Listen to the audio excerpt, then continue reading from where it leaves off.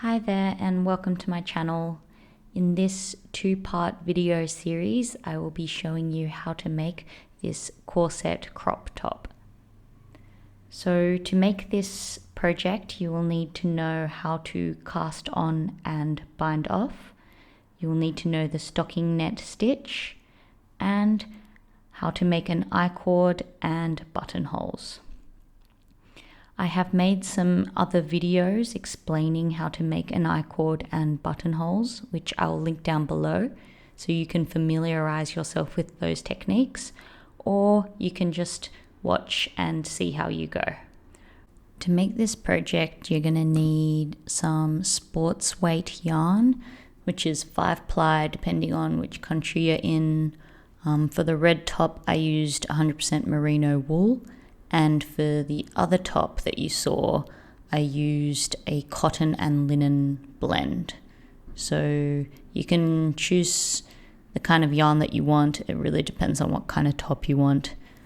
You're also going to need some 4mm circular or double pointed needles, some scissors, a crochet hook.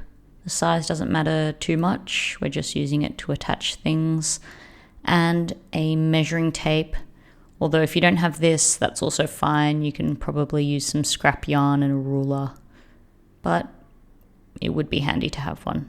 So to make this top, we're basically going to knit a scarf that has buttonholes on each end. It's actually pretty simple, and then we just add the straps. So to figure out how many stitches you need to first figure out how many buttonholes you're going to have.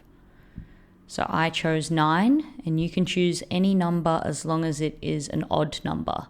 First, I added 2 stitches to both ends, and then each buttonhole requires 3 stitches, and each gap in between the buttonholes also requires 3 stitches. So here's that equation for you where B is buttonholes and the B-1 is the gaps between the buttonholes. So I chose 9, so it's 4 plus 9 times 3 plus 8 times 3, which equals 55. So I'm going to cast on 55 stitches, and you are welcome to do that with me, or you can choose a different number. So we're going to begin with a slip knot, and you can make one however you prefer.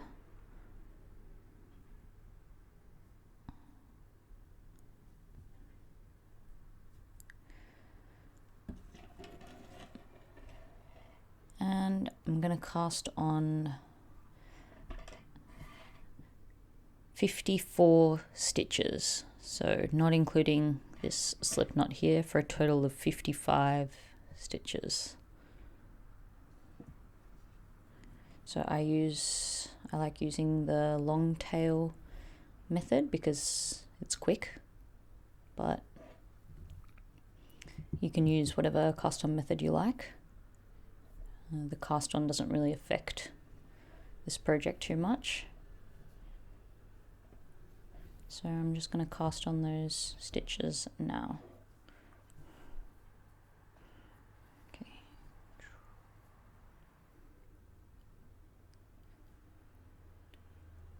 51, 52, so 53, 54,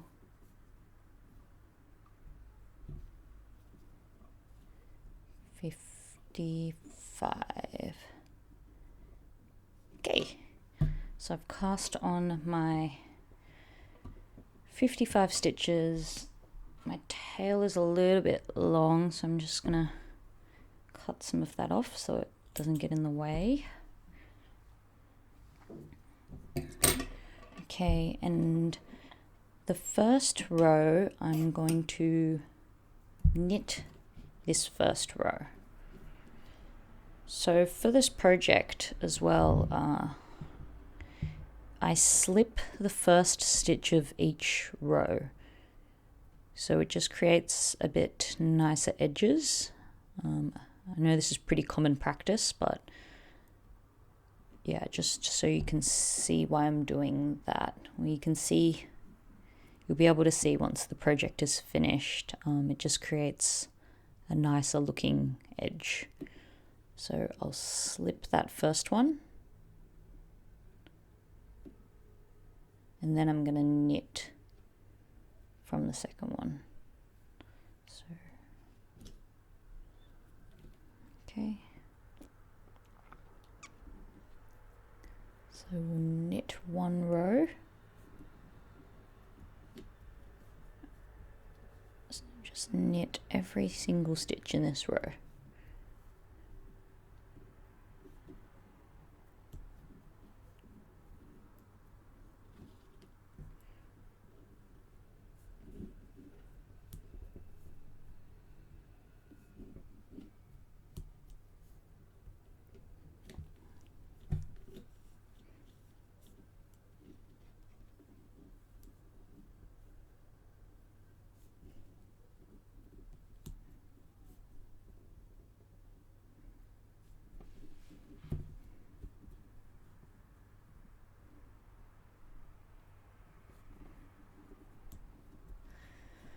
Okay, so we've knit one row.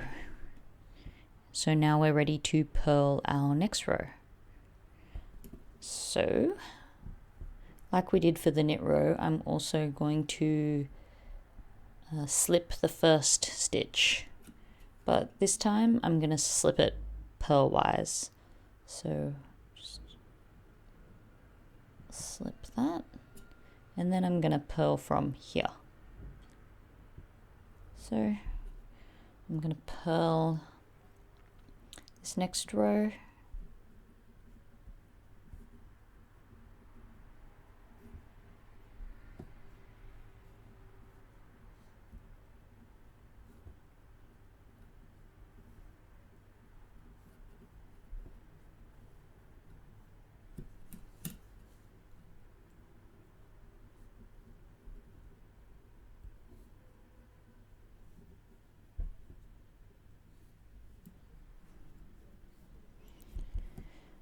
okay, so we've knit one and purl one row.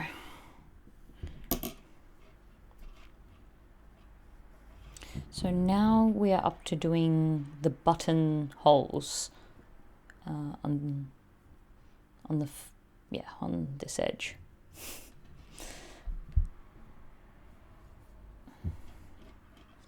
Okay, so now we're going to start our buttonholes, and I have uploaded another video which explains this a little more slowly if you want to look at it. I'll try and put it as a suggested video in the corner. I'm not quite sure how to do that yet because I'm new to YouTube, but I'm sure I'll figure it out. So if you want to, you can look at that first, or otherwise you can just follow along with me. So we're going to slip the first stitch as we always do, and then we're going to knit one stitch.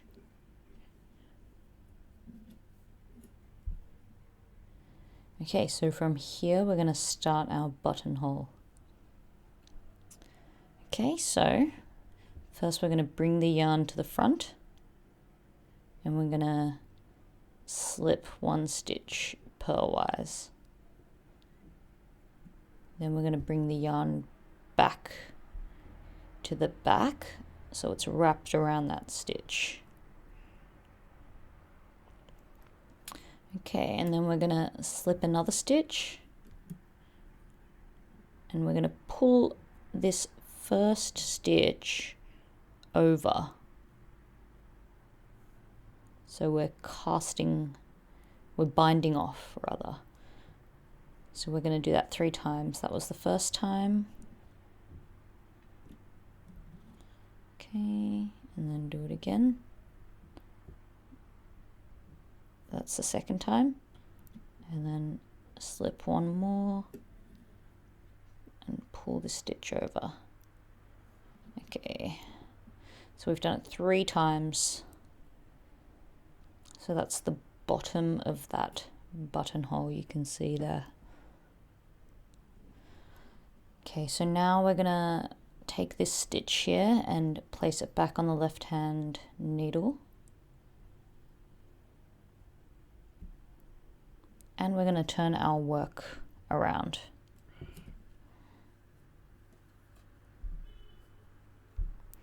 Okay, so now we're going to bring this yarn to the back, make sure it's at the back, and we are going to cast on 4 stitches. So you cast on 1 more than the amount that you bound off. So we bound off 3, so we're going to cast on 4. And we're going to use the cable cast on method, so you put your needle between these 2 stitches, and then pull that through and place it on top of that left needle. So we've cast on 1,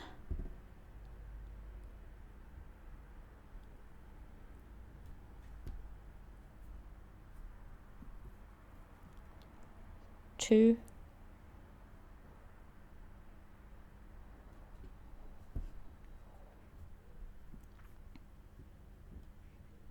3,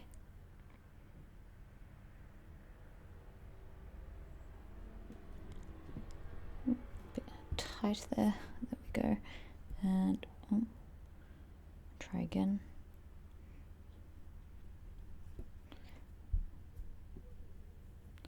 and 4. Okay, so that's going to make the top edge of our buttonhole there. Alright, so now we turn the work around again and bring this yarn to the back again. And to reinforce this left side, we're gonna slip this stitch purlwise, and then we're gonna pull over the most recently cast on stitch. We're going to pull that over this stitch over here. So you have to get it on the left hand needle, which can sometimes be a bit tricky. It's a bit fiddly. There we go. And then you pull it over. There we go. All right, and that is our first buttonhole. So it's a bit confusing sometimes to know which stitches belong where. So I'll just show you. So these are the first 2. And then this is the 3 that make up or that belong to this buttonhole. So 1, 2, 3. And then we're also going to leave 3 stitches between each buttonhole. So that is the first of those 3 stitches. So then we have to knit 2 more stitches.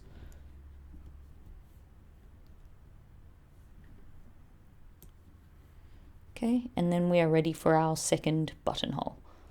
So I just like to count the stitches before I make each buttonhole, just because I want to double check that I know exactly where I am. So it's 1, 2, and then 1, 2, 3 that belong to the first buttonhole, and then 1, 2, 3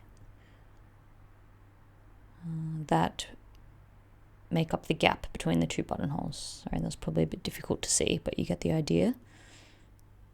All right, so let's move on to our next buttonhole. Okay, so again, we bring the yarn to the front and we slip a stitch purlwise, and then we bring the yarn to the back, wrapping the yarn around that stitch. We slip another stitch and pull that first stitch over it. We do this 3 times in total, so the second time, there we go, we slip a stitch and we pull the one before it over it. One more time, slip this stitch and pull that stitch over the top.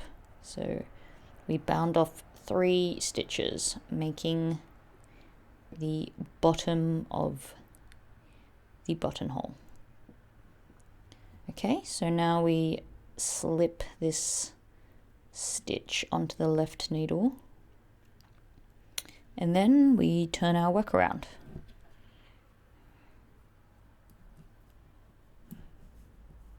Okay, and then we move this yarn to the back, and now we're going to cast on the 4 stitches. So using the cable cast on method, we're going to cast on 4 stitches. That is 1,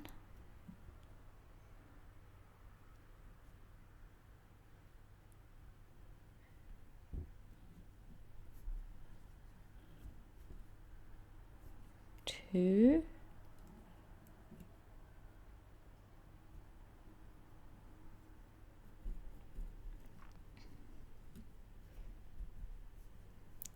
3,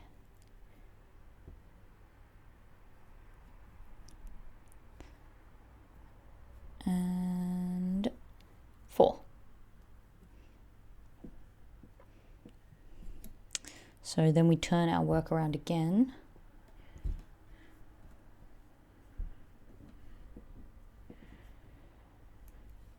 And we have to do that little tricky move once more where we slip this stitch onto the right needle, and then we pull the most recently cast on stitch over the top. So we try and get that onto this needle here.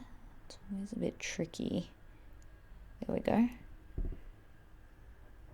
And then we pull it over. Okay, so there's our second buttonhole. So once again, I'm going to count the stitches, which I think is a really good habit to get into. So we've got 1, 2, the first 2 stitches, and then 1, 2, 3 that belong to the first buttonhole, then 1, 2, 3 that are part of the gap between the buttonholes, 1, 2, 3 that belong to the second buttonhole, and then this first stitch of the next gap. So then we knit 2 more stitches,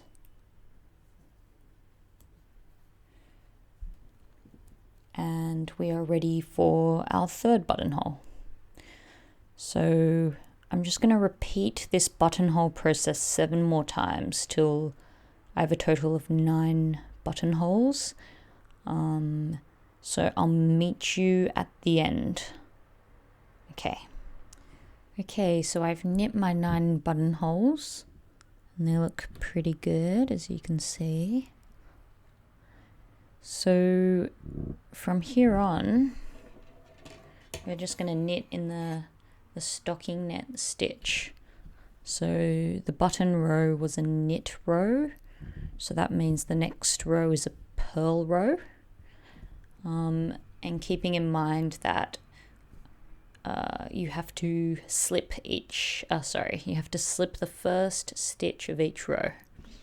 So for this purl row, we'll slip it purlwise, and then just purl the rest of the stitches.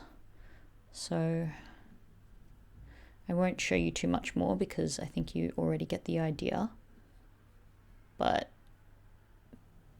basically you're just going to keep working in stocking net stitch until you reach your desired length. So that's going to be a bit different for everyone, but you can test it as you go along. You can wrap it around your body and see if it's right. And it really depends on your personal preference. So if you want to leave quite a big gap at the front, so when you tie it up, it's more revealing. You can stop a little bit earlier so that it doesn't quite make it around your body. But if you want to be completely covered up, then knit it a bit longer so that there is no gap at the front. That's really up to you. And just one more thing to note, because this is the stocking net stitch, the ends are going to curl in as you knit it, and it gets quite curly, but don't worry. Once you put the straps on, it sort of works out, and I really like the curly edges. I think that makes the top really cute, but it does look a little bit alarming as you're knitting it, but not to worry. So just continue on in your stocking net stitch, and I will meet you when you reach your desired length. All right, happy knitting. Thanks so much for watching, guys, and I'm going to upload the next part in a week, so keep your eyes peeled, and I'm looking forward to seeing how everyone's projects turn out.